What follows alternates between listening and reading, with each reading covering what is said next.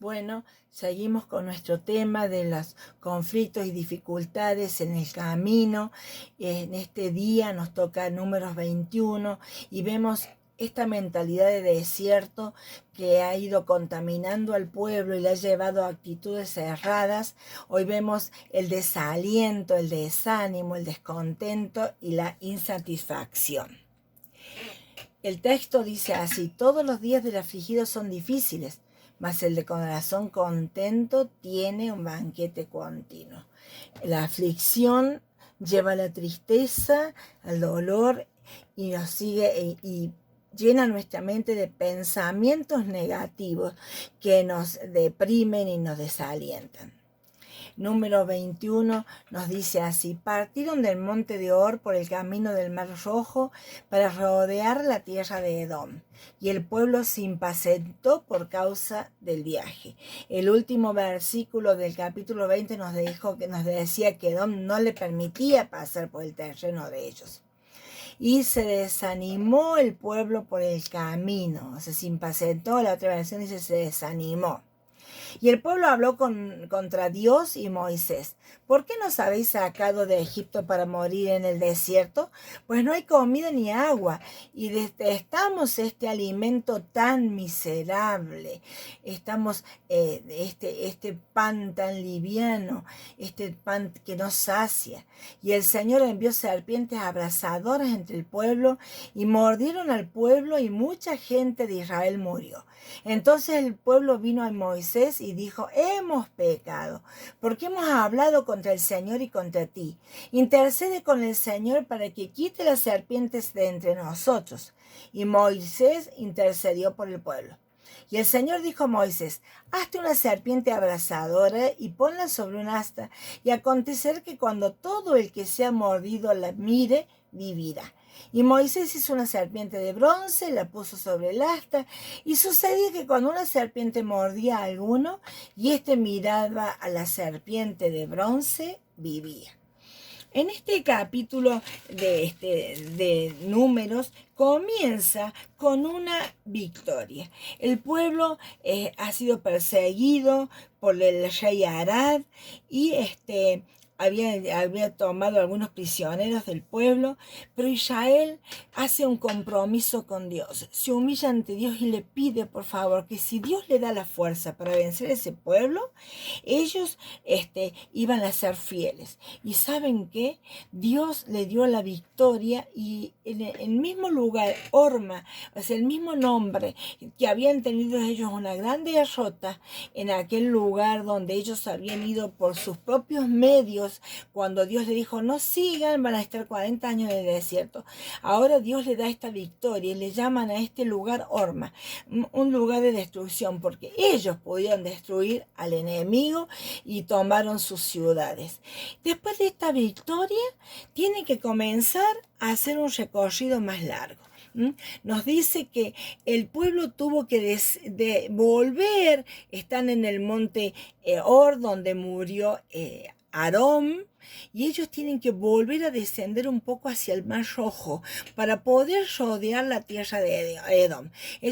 Edom no les permite pasar directo de aquí hacia arriba, entonces ellos tienen que hacer un camino, tienen que volver hacia el sur para volver, por eso volvieron camino del Mar Rojo, volver hacia el sur para poder hacer este recorrido. Y claro, ya es como pensaron, ya estamos comenzando a conquistar ciudades, y ahora tenemos que volver a dar una vuelta tremenda. Y lo peor es que en ese camino ellos se desaniman, ellos se desalientan. Y el pueblo habló contra Dios y contra Moisés. Cuando nos desalentamos, empezamos a pensar mentiras y cosas incorrectas contra Dios, contra los líderes, porque el desaliento hace que nuestra mente se llene de mentiras, especialmente mentiras en contra de Dios. La mentalidad de desierto es una mentalidad de descontento que lleva al desaliento, al desánimo, por creernos las mentiras. ¿Qué mentiras son las que muchas veces invaden nuestras mentes? Estas son algunas. En realidad, Dios no es bueno. Dios no me ama, Dios me falla igual que mi padre, Dios no es suficiente, los designios de Dios son demasiado restrictivos, Dios debería solucionar mis problemas. El pueblo está pensando, bueno, ya son 40 años de estar en el desierto, ya Dios tendría que estar atento, que no tengamos nunca un problema. Dios, si Dios nos amara, no nos pasaría lo que nos pasa. Dios nos falla, no es bueno. ¿Cuántos pensamientos en contra de Dios? Pero son pensamientos que vienen de Satanás. El Señor nos va a decir: temo que como la serpiente con su astucia engañó a Eva, ustedes sean engañados y piensen cosas malas acerca de Dios, así como Eva pensó que Dios no quería lo mejor para ella. Y esta mentalidad de desierto y estas mentiras en cuanto a Dios es el engaño que Satanás continuamente trata de poner a nuestra mente. Dice, los que siguen al Señor saben que es lo justo, pero si no le aman, de seguro se desalentarán. O sea, por más que sigamos al Señor, porque sabemos que tenemos que seguirlo al Señor, porque somos hijos de Él y tenemos que obedecerle. Pero si no estamos amando al Señor, creyéndole al Señor, conectados con el Señor, el desaliento viene seguro. Estamos en tiempos de pandemia, en tiempos de desierto. Y si nosotros no estamos comunicados con el Señor, amando al Señor, creyendo cada cosa que Dios nos dice en su palabra, nos va a pasar igual que el pueblo. Nos vamos a desalentar. Dice en Miqueas, ellos no conocieron los pensamientos de Jehová.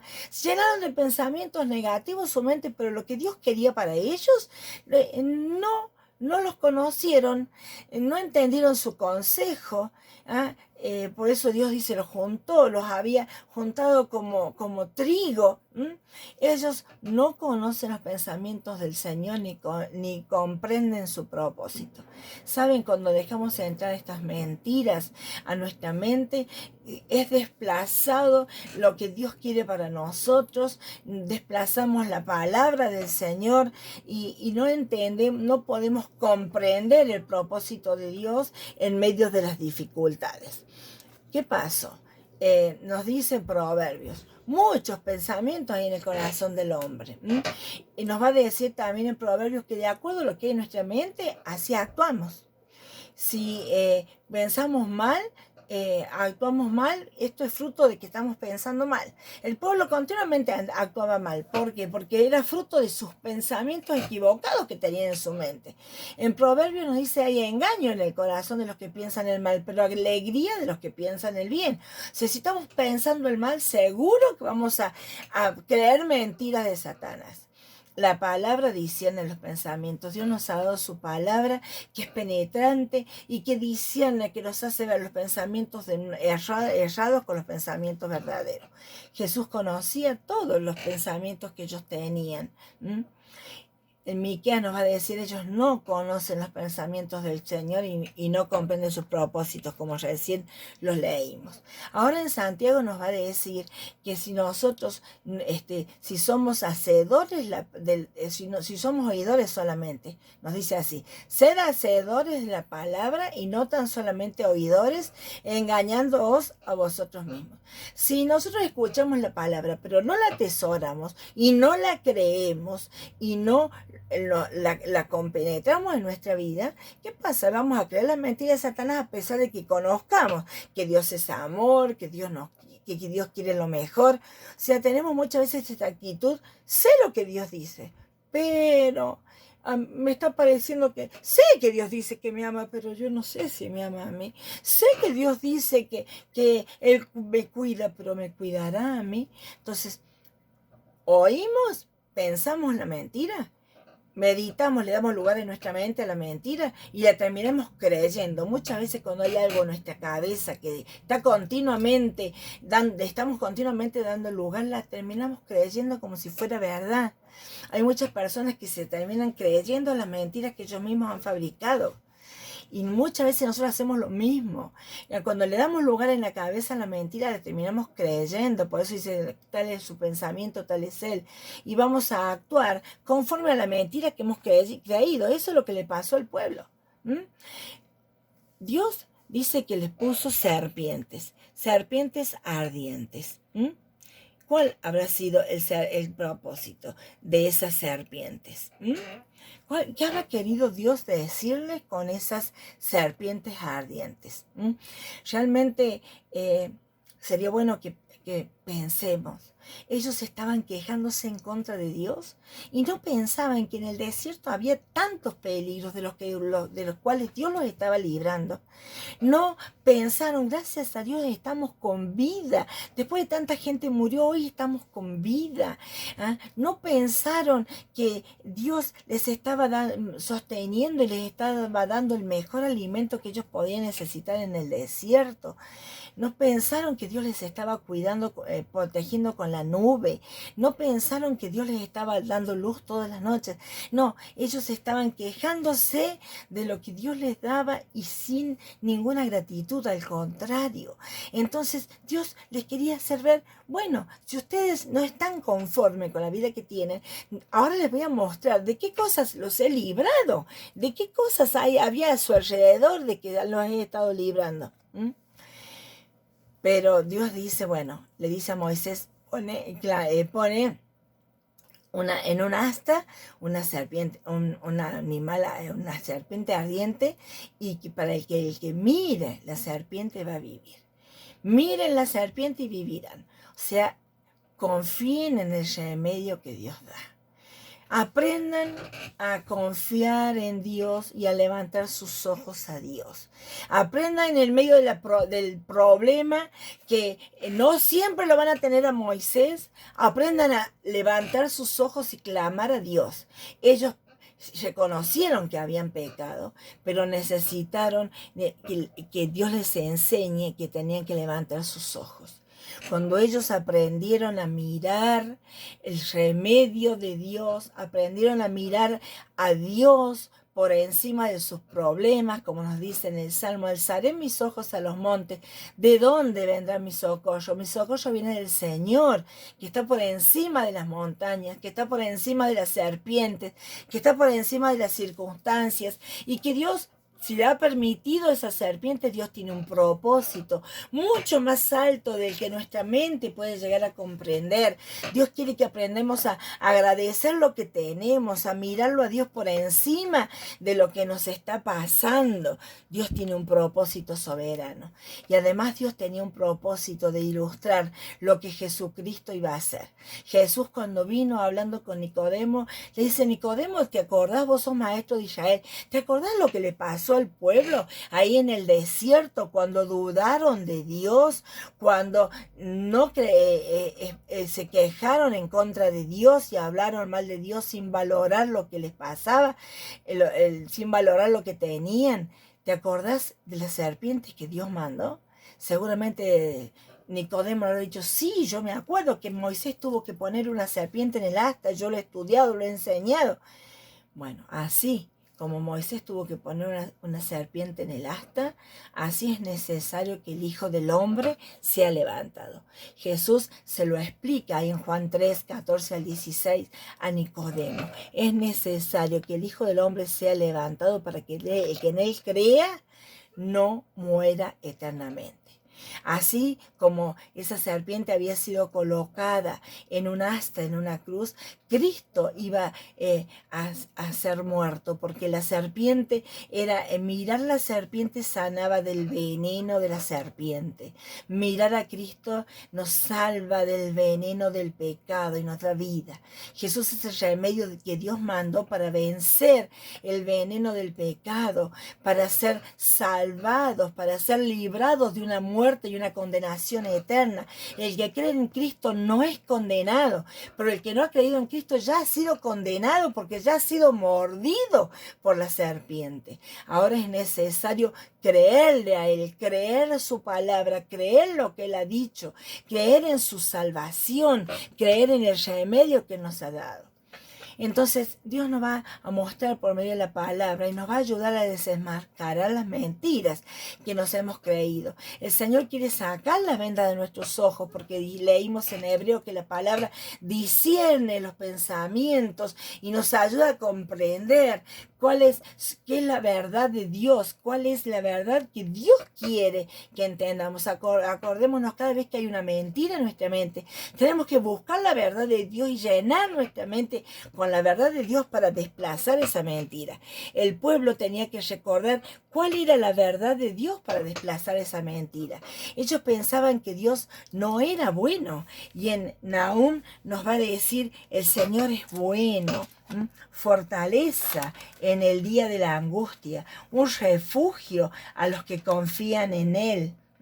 Dice: Jehová es bueno, fortaleza en el día de la angustia, y conoce a los que en Él confían.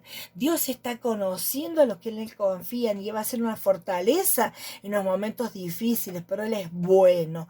Creer que Dios es bueno, que todo lo que hace es bueno, que Él no comete errores. En el Salmo 25 nos dice que Dios es bueno. En el Salmo 145 Dios nos dice que Dios es bueno. Y en Lucas 18 nos va a decir también, 18 y 19, nos va a decir: un hombre principal le preguntó: maestro bueno, ¿qué haré para heredar la vida eterna? Jesús era el maestro bueno, y el Señor le dice: obedece los mandamientos y vas a heredar la vida eterna. Dios es bueno. Dios nos dice continuamente en la palabra que Él es bueno, y Dios le dice al pueblo que Dios le va a dar lo bueno, que Dios le va a dar una buena tierra, que Dios es bueno. Más en Éxodo nos dice que Él es misericordioso, paciente, lento para la ira y grande en misericordia. O sea, Dios es grande en amor misericordioso, en bondad para con su pueblo, y todo lo que hace es bueno. Dios se ha presentado así al pueblo, como el Dios lleno de amor, de misericordia y de bondad, pero ellos se han olvidado. La otra mentira que ellos han creído es que Dios no los ama. Pero Dios tiene un amor infinito, incondicional. Dios siempre quiere lo mejor para cada uno de nosotros. No tengo que lograr hacer algo para ganarme el favor de Dios. Dios me ama por gracia. Fíjense lo que dice en Deuteronomio 7, 6 al 9. Le dice Dios a su pueblo: tú eres el pueblo santo para Jehová tu Dios. Jehová tu Dios te ha escogido para hacerle un pueblo especial, más que todos los pueblos que están en la tierra.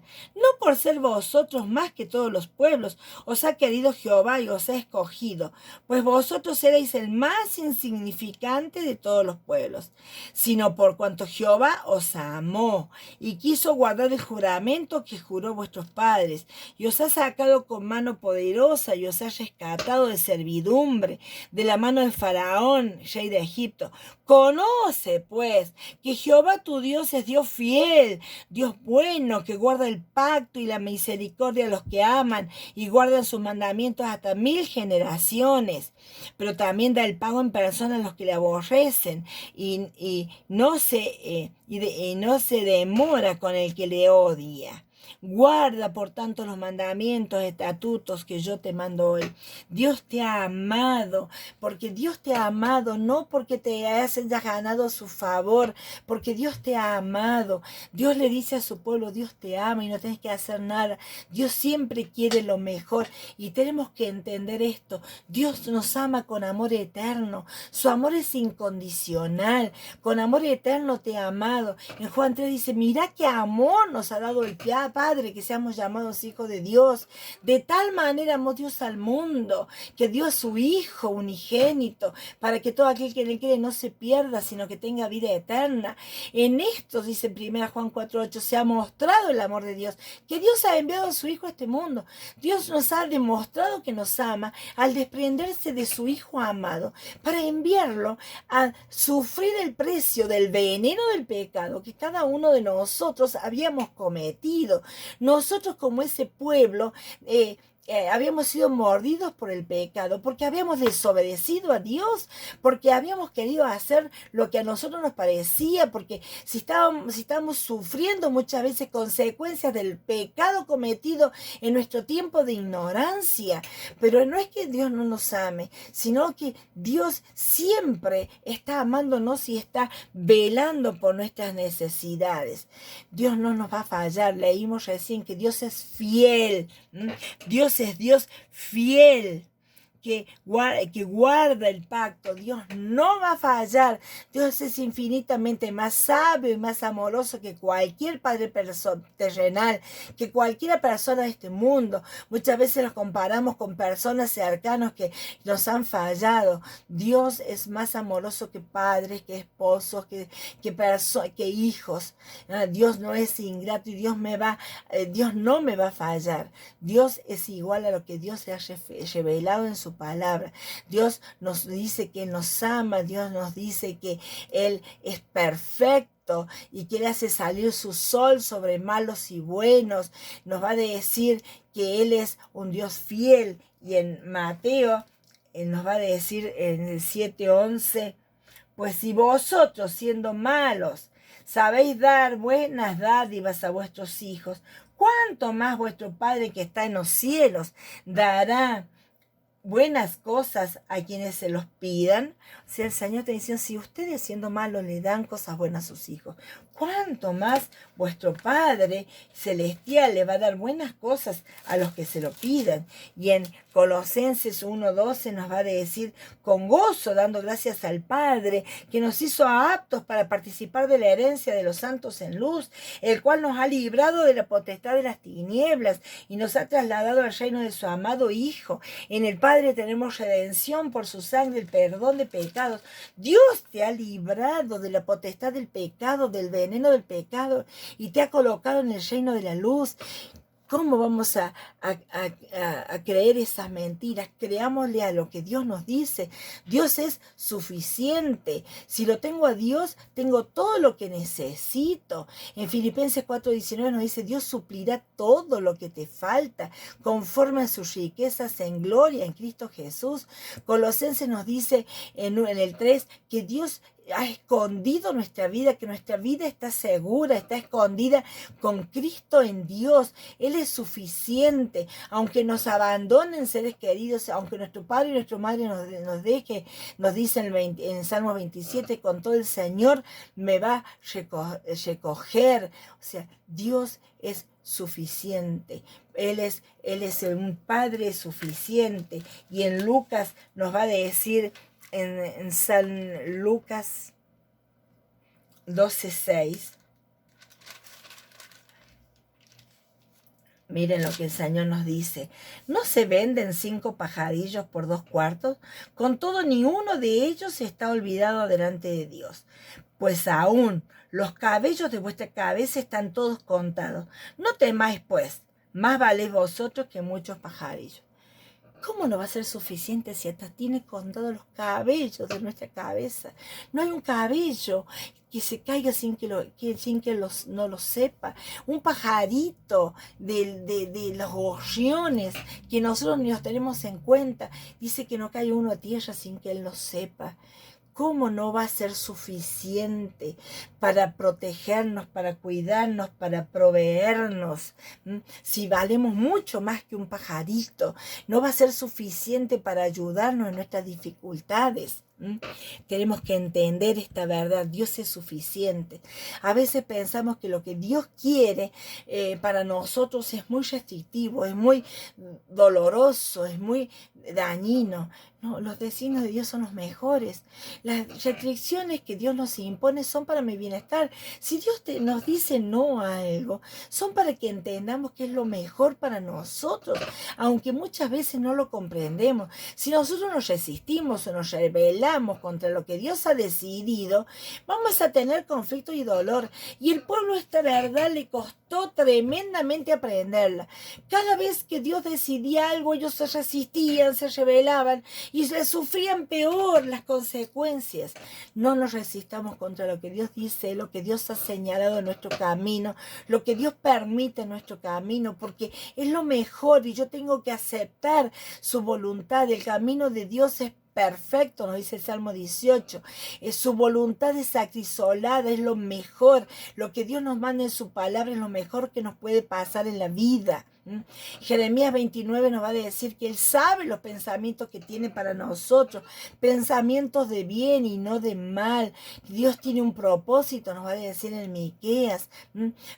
Dios, a veces no podemos entender la mente del Señor, pero Él tiene, sus pensamientos no son nuestros pensamientos, sus caminos no son nuestros caminos, pero Él tiene un plan perfecto para bendecir nuestra vida. Y la otra mentira que el pueblo se creía es que Dios tenía que solucionar todos sus problemas. Dios tiene un propósito con los problemas, pero muchas veces no lo soluciona hasta que no aprendemos lo que Él quiere enseñarnos con ese problema. O sea, la vida es difícil, pero Dios se interesa más por mostrarnos su gloria que por cambiarme o por solucionar mis problemas. Hay un propósito divino y eterno que se cumple en todos mis problemas. Dios quiere usar mis problemas como parte de su propósito de santificación en mi vida. No importa el problema que debe enfrentar. Gracia es todo lo que necesito. Como nos dice en Corintios, bástate mi gracia, porque mi poder se perfecciona en la debilidad, le dijo el Señor a Pablo.